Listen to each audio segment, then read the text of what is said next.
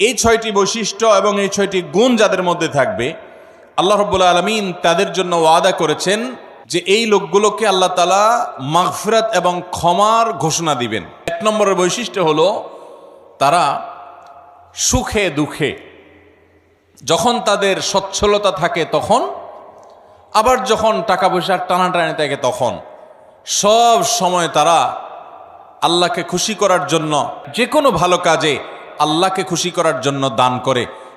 দ্বিতীয় বৈশিষ্ট্য হলো যারা তাদের ক্রোধ, গোস্বা এবং রাগকে সংবরণ করে। 3 নম্বর বৈশিষ্ট্য হলো ওয়াল্লাফিনা আনিন নাস, মানুষকে ক্ষমা করতে জানতে হবে। 4 নম্বর হলো পরোপকারী হবে, মানুষের উপকার করবে।